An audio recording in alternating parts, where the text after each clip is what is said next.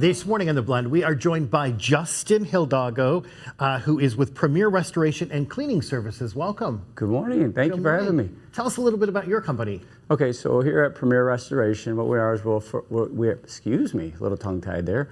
We are a full-service restoration company, so that means that we do water damage restoration and hail, wind, fire, any of those types of services. What's the most common water damage that you encounter? So most common, it's going to sound kind of odd, but a lot of times it's a refrigerator water line or a dishwasher line. Yeah. Really? Now it's obvious a lot of people hear about sub pumps. You know, we have all the rains. That's pretty common. I mean, that's normal during those large rains like we had recently. But a lot of times those are our calls that we get. People call us and they'll say, "I got some water in my kitchen. I don't know where it's coming from." So we'll show up and I had one the other day where I had an ice maker that broke.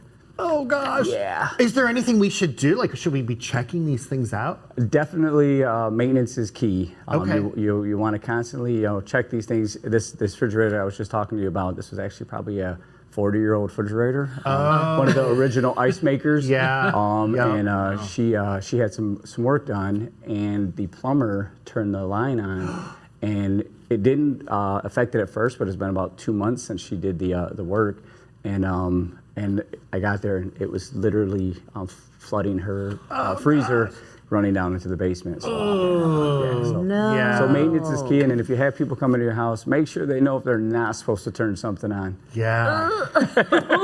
So what do you do when you encounter those obstacles? So a situation like that is we'd show up, we'd assess the situation, we'd make sure that the area is safe. That's always the number one thing, is to make sure whatever you're walking into is safe. Because you're dealing with water and electricity, those don't tend to mix well. Right. So a lot of times what you want to do is assess the situation, make sure it's safe, and then let the homeowner know these are the steps that are going to need to be taken. So you see what's absorbed moisture, what hasn't, what needs to be removed, what can be salvaged.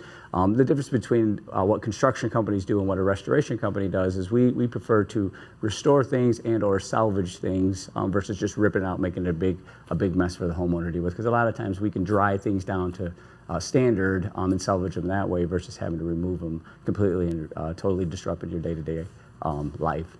And if it's a little bit of water in the basement, don't ignore it, because that can turn into more. Like, I'll get to that later. I just don't want to deal with that. That was a big no. Yeah, no. A lot of people think, oh, no big deal, just a little bit of water. No.